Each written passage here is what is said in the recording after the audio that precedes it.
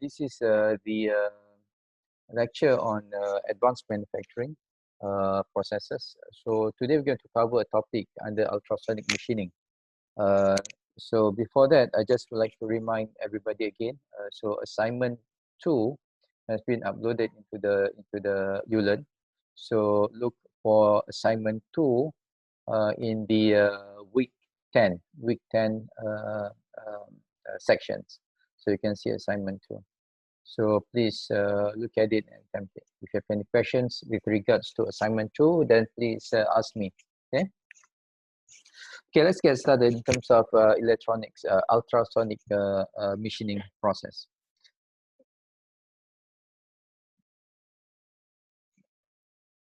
So, so introductions. So ultrasonic machining process is, again, it's a non-traditional mechanical means of uniform stock material removal. So what it says is basically it's non-traditional, meaning that you don't use regular tools like CNC, milling machines, on and so forth. And this particular techniques is applicable to both conductive and non-conductive materials.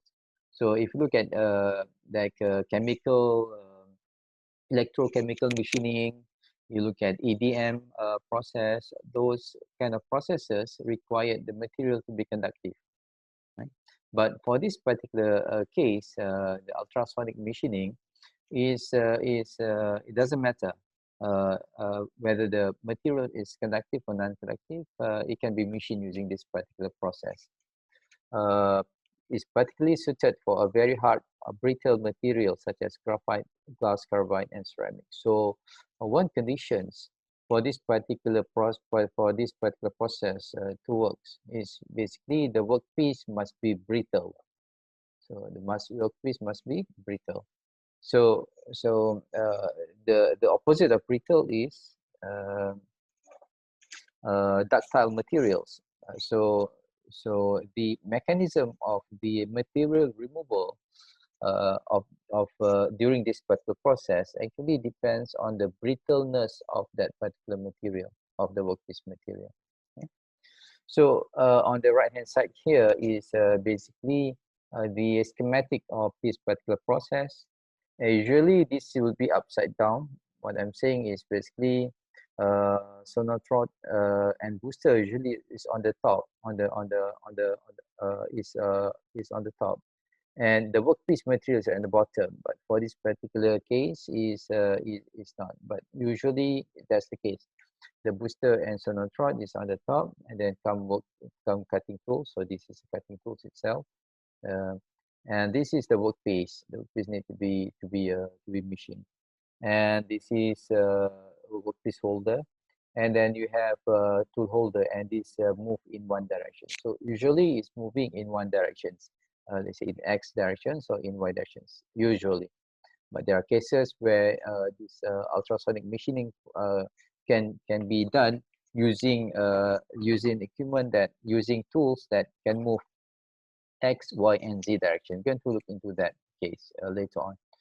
So other than that, basically you need to have abrasive slurry. So you have abrasive slurry in between that's flowing in between the tools and also the workpiece. Okay? We're going to go a bit detailed in terms of the schematic and the process later on. Okay? So again, if you have any question, just let me know. You can unmute yourself and ask questions, or you can chat. Okay. Okay. It's a mechanical material removal process used to erode material in a form of fine holes and cavity in hard brittle workpiece. So this is a mechanical means of material removal. So when we talk EDM process, then you're talking about evaporations of the materials, liquidations and also evaporation of materials. When we talk about laser beam machining, the same thing. When you talk about chemical machining, then basically it's dissolutions means of removing material. For ultrasonic machining, the material is removed mechanically, meaning that there's a physical contact onto the surface of the workpiece to remove the materials. How it's being done, we're going to go through later on. And and basically it says that here is mechanical material removal process used to erode material. So the material is being removed by erosion process, in the form of fine holes and cavities in a hard or brittle workpiece. So again, the emphasis is basically the workpiece must be brittle, must be brittle. All right. Ultrasonic range, so it uses form tools, vibration of high frequency, and suitable abrasive slurry mix. So basically, it uses form tools. Form tools is basically, this is basically just like when we talk about the electrochemical machining, when we talk about the EDM die sinking process. So on those two particular process, the tools need to be fabricated such that it's a mirror image of the workpiece that you want to cut. Right? So same thing happened here. So in ultrasonic machining, the tools is a form tools, means that the tools need to be machined such that it will transfer the image of the tools to the workpiece. It uses form tools, vibration of high frequency, so it uses form tools and vibrations. That's why it calls ultrasonic machining. It involves vibrations using ultrasonic means and a suitable abrasive slurry. So in between the tools and the workpiece, there'll be abrasive slurry. So when we talk about abrasive slurry, so meaning that, implying that, so you're going to have abrasive hard materials in fine particles inside certain fluid, right? It can be water, it can be other fluid. So you're going to have hard materials in a fine form uh, uh, inside water or inside the fluid, and this abrasive slurry mix will be pumped between the tools and the workpiece. And the ultrasonic range is possible with the help of piezoelectric materials. So ultrasonics, the way ultrasonic is generated by two means. Over here is using piezoelectric materials. The other way is using magnetron.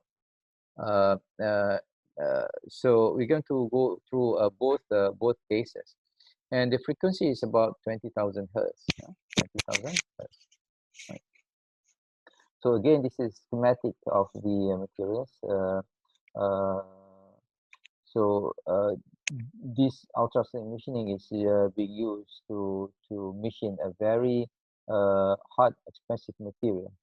Uh, uh, Basically, using this particular case, basically you're going to minimize the number of the scrap, the amount of scrap that you have to generate using the during the machining process.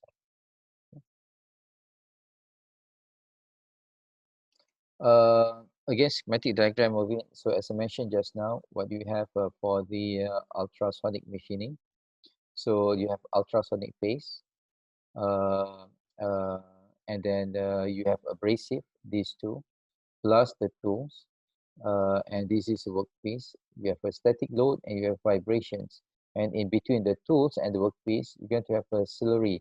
And this slurry consists of grits or small particles of hard materials and some fluid, for example, water. And basically ultrasonic phase will be in the form of uh, a sine wave usually, and this basically is the means of produce vibrations on the tools up and down. Okay, so it has amplitude, it has its own wavelength, and so on and so forth. So amplitude and wavelength is some of the parameters that can be controlled in this particular process. The process itself, so the mechanism of material removal is actually impact erosion. using abrasive particles. So, and the cutting on abrasive particles, the cutting is done using the abrasive particles in the slurry. So the words cutting is not that accurate. It's actually material removal. Right? So material removal is due to abrading actions of a shape tools and the workpiece. So abrading is basically the if you remove a materials using frictions or using abrasive, then it's called abrading action. Abrading actions. So basically, the process is talking about impact erosion process using abrasive particle. Where the abrasive particle coming from? The abrasive particles is inside the slurry of fluid that is going to flow between the tools and the workpiece. Right? Basically, the methods of material removal is abrading actions of the shape tools on and the workpiece. So I'm going to show you just a quick drawing on how this is done. So basically, if this is your workpiece, right? So the tools will be in the shape that you want it to be. For example, the tools will be in the shape of this. So they can be your tools. So this is connected to a horn, and then it's connected to transducer, and this is connected to the power supply. So this is power supply. We're going to go through this in detail a bit. So this is, we call it the horn, this is our amplifier. So this is, we call it transducer. And this is what generate the wave. It can be piezoelectric materials, or it can be using magnetic principle. And this is the tools. And there's a slurry in between here. So this is basically a slurry flow in here. So basically it says here, so the process itself is actually impact erosion process of what? Of the abrasive particles. So the slurry is coming in here, basically will have very hard particles. So very hard particles in here. Right? So as these tools moves down and oscillate, move up and down, it will impinge on these particles, and this particle will actually make indentations on the surface of the workpiece. So if I explode what happened in here, so let's say for example this is the hard particles. So this is the tools in that shape just now, and this is this is the tools must be very big, huge, right? So this is the workpiece. So basically, as these tools moves down and push this abrasive particle onto this particular surface, then basically it's going to make an indentation, right? So this is, since this is a brittle materials, once you indent it, it will fracture. So once it's fractured, then basically you remove the fluid flow will remove the materials. So this is what we call it impact erosion process. Again, the grid be pushed down by the tools that moves up and down, right? So because of that, basically it will make an indentations on the workpiece. Since this is a brittle material, due to that in particular indentation, then it cannot be elongated, right? So it's not ductile material. So because of that, it will fracture and the material will be removed out, right? So basically, that's simple examples or simple explanations about this particular process, right?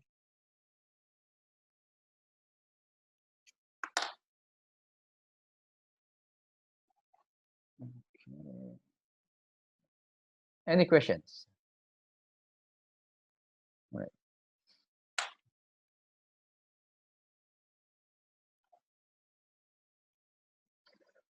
Okay, working principle. Basically, the process performed by a cutting tool which oscillate at high frequency. So you're talking about uh, over here is 19 to 25 kilohertz. So this is 25,000 uh, um, cycle per seconds in abrasive slurry. So this is you can just imagine, how fast this is going. Right? The tool is gradually fed with a uniform force. So you lower the tools down towards the workpiece using a uniform force at a static set force. And in between, you have to remember, in between the tools and the workpiece, there will be slurry. Slurry. The high-speed reciprocations of the tool drive the abrasive grain across the small gap against the workpiece. So as I mentioned just now, when the tools reciprocates up and down, right, due to due to high oscillation at this particular frequency, then basically it's going to push the abrasive grain uh, uh, towards the workpiece, against the workpiece. The machine zone is flooded with hard abrasive particles generally in the form of water-based slurry. So usually this water-based slurry, so it's a water mixed with hard particles. As the tool vibrates over the workpiece, abrasive particles act as indenter and then both workpiece and tools material. So as I mentioned just now, so again, when the indentation takes place, right, it indent both the workpiece and also the tools. Yeah? Not only the workpiece. So if you think about it, so as I mentioned just now, so the workpiece must be brittle, because once you push on it, it indent due to its nature of a brittleness. Then you have to break away, meaning that it indicates that the tool materials must be ductile. So the tool materials must be ductile materials, and the workpiece material must be brittle materials. Okay.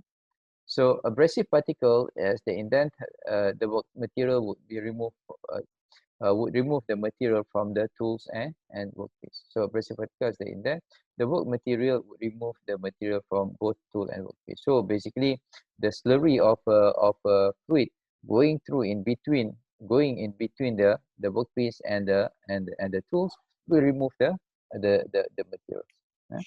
Material removal is due to crack initiation, propagation, and brittle fracture of the materials mentioned just now. The material removal is due to crack initiation. So once you have indentations, because of brittleness of that materials, then the crack will form. So the crack will propagate, and brittle fracture of the material will happen. The shape of the tool corresponds to the shape of to uh, the shape of the tools corresponds to uh, the shape the shape of the tools will basically will be transferred to the workpiece. Okay. Any questions? Yes, So sir. this is a schematic of it, as mentioned just now. So this is tools. This is workpiece. This is a slurry going through the tool. So you have to make sure that there's enough pressure on the slurry, so that it can go through these very, very small gaps. Okay. So the material removal happen in between here. Basically, this is the grit, or the hard materials inside the slurry itself. So it will make indentations on the workpiece, and due to the brittleness of the parts, the workpiece, it will be fractured and removed from the workpiece. The tools also get indentations, but because it's ductile, it will not be removed as fast as the workpiece. Okay.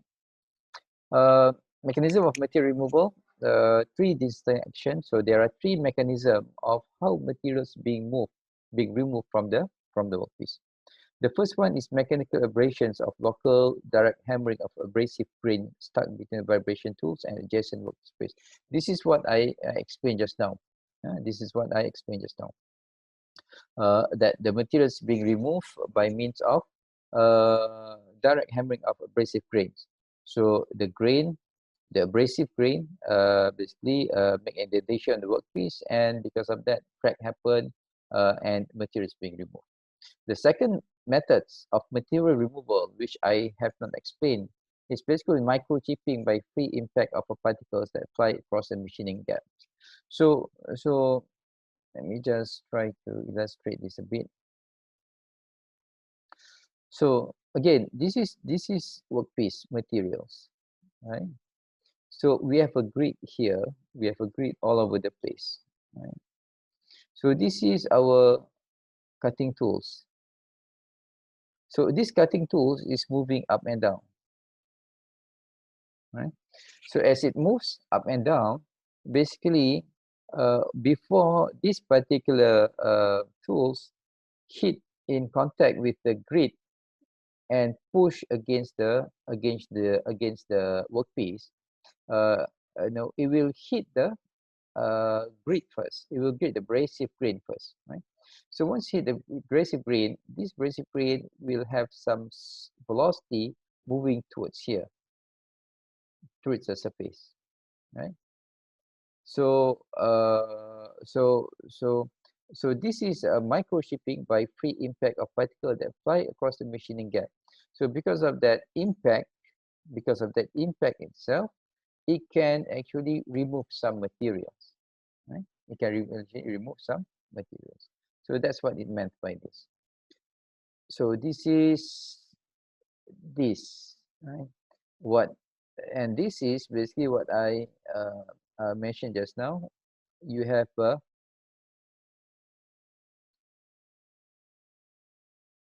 so this is the tools.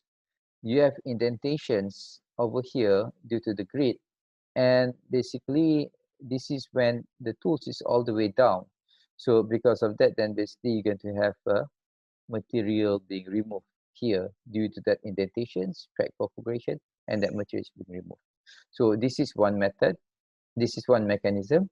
This is the second mechanism of a material removal using this particular process.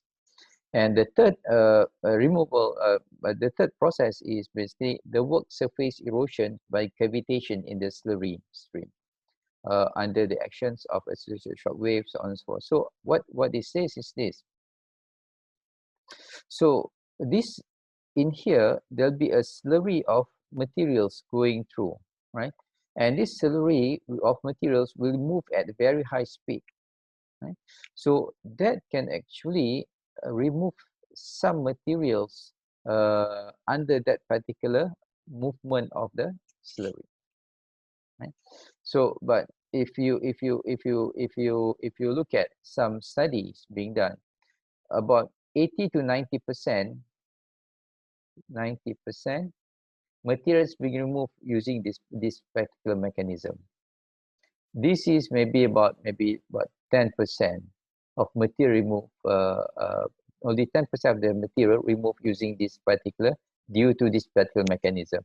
But 80 to 90% of the time, material being removed is due to this particular mechanism. Okay. So there are three distinct actions during this ultrasonic machining process that can remove materials, workpiece material, mainly due to this mechanical abrasions of localized direct hammering. The free impact of the particle flying, and also due to the slurry erosions is the minor minor roles. You're talking about maybe 10 to 20% of materials being removed in that in using this particular under this particular conditions. Yeah. Okay.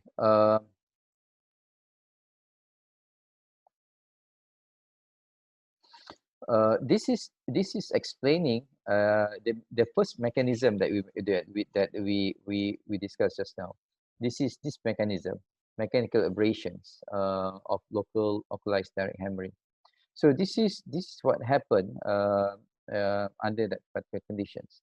So this is your tools, right? So the tools that has a mean positions over here. At that particular position, it does not touch the grain yet, the abrasive yet. Right? So this is the tool, this is the abrasive, this is workpiece. So this is the initial conditions, initial positions of the tools. and this tool will move up and down, right?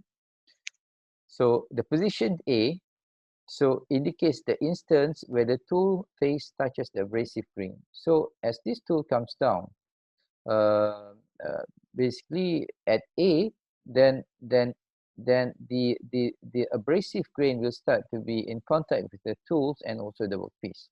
Right?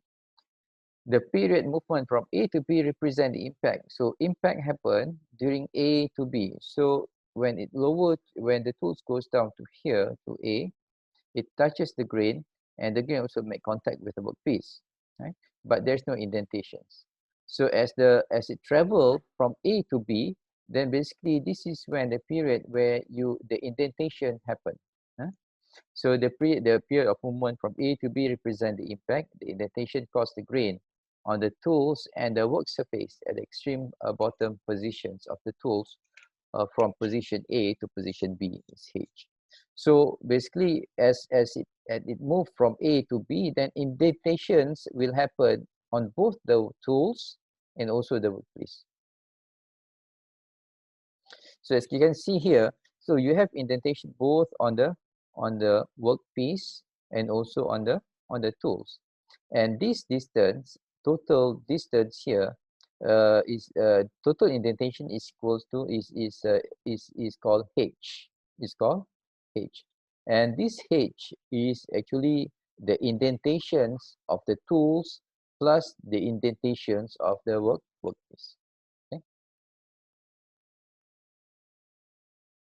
So again, this is the tools.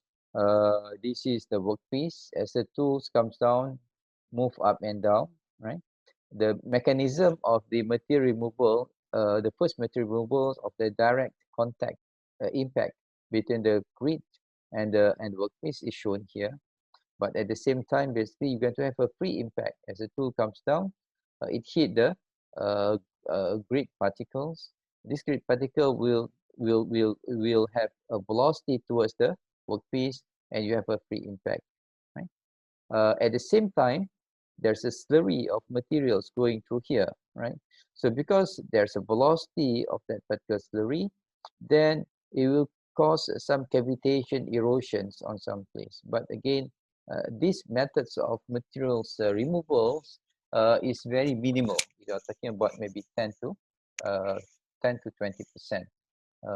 of the material being removed from the workpiece under the USM process. Okay. Any questions? No, Uh, sir. okay.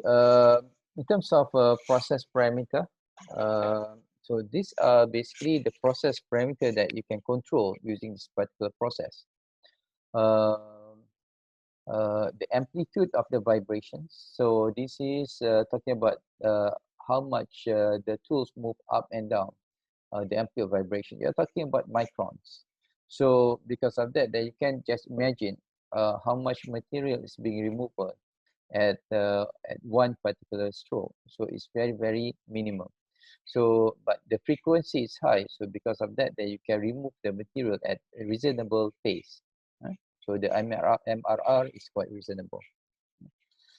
So this amplitude of vibrations of the tools going up and down, you can also control the frequency of vibrations.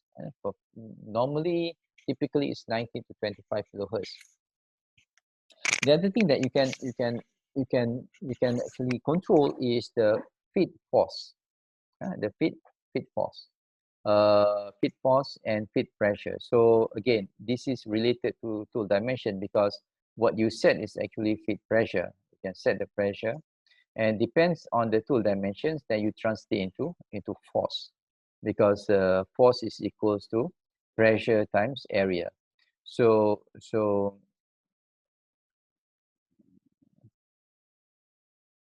uh, so basically, I'm referring to this. So the tools comes down. This is tools. You can set. So it comes down under it's under hydraulic pressure. So you can set the pressure of this coming down. So certain psi. So this is in terms of pressure. but in terms of force, resulting force that experienced by the workpiece here is based on the, so you can set the pressure. So the force is equals to pressure times A, right? So depending on the contact area itself, right? So that's why it says that the feed force relate to the tool dimensions, and you can also control. You can control the pressure. So you control the pressure, and basically you're going to get a feed force based on the tool dimensions. Okay? The other parameters that you can control is basically the abrasive size. So this abrasive size can range from 15 microns to 150 microns. So again, if the smaller the abrasive size, then basically the material removal rate will be slower, but you're going to have a better surface finish, right? And abrasive materials also will dictate the process itself. It must be a very hard material. So these are some of the very, very hard materials. It must be harder than the workpiece materials. It must be harder than tool materials. If not, then basically the indentation is not going to be happening on the workpiece, but the grid material itself is going to fracture. Okay. It also depends on the flow strength of the work material and the flow strength of the tool materials. So, so for those that not familiar with this flow strength, we can do some read up on it. Flow strength, usually the magnitude of this flow strength is between the yield strength and ultimate strength. And definitions of the flow strength is basically, if you remember this graph, right? So this is basically a material property graph. So usually this is stress, this is elongations. Then when you you can get this graph if you do a universal test, right? So basically the slope is going to be the E, the modulus elasticity of the materials. So somewhere here, basically materials start to yield, right? The materials will start to go through the plastic transformations, go through the plastic transformation. So the flow strength is the stress is the stress beyond which it will continue to deform the materials. Right? You can continue to deform the material. That's what flow strength is. So when you I think when you learn when you cover topics under manufacturing process, under drawing, under forming process, then you should have gone through this flow strength characteristic. Okay? So for those not familiar with the flow strength, please do some read up on it. Okay? So definition is basically the stress that actually to maintain the deformations of material continuously. The other things that the other parameters that you can control in this particular process is contact area of the tools. The contact area of the tool. So this contact area of the tools from the tools to the workpiece, that contact area. So it play a role in it. And the other parameters that you can actually control is the volume concentrations of abrasive in water slurry. So how many percent of the what's the weight of abrasive inside the water slurry. So basically that will actually be one of the parameters that actually affecting the performance of ultrasonic machining process. Okay. So again, we have another 1 minute and 45 seconds. So if this sessions ends, then basically please log into the next session. Okay. Any questions? All right. So this to indicate the relationship between MRR and frequency and amplitude. So MRR is material removal rate.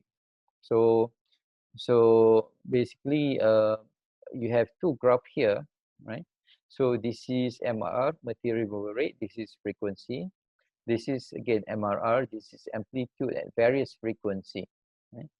So with the increase in frequency of the tools of the tool heads, and the material rate should also increase proportionally. So what it says is basically, as the frequency increase, the material removal rate should increase. Right? It makes sense. You know, the faster, the more heat you have per seconds between the grid and the workpiece, the more material you can move per second, or per unit time. So because of that, as frequency increase, MRR also increase. Same goes for the amplitude. So amplitude is basically how much the tool travels up and down, right? So the greater the amplitude, you know, the H value, then the higher the MRR going to be. However, there's a slight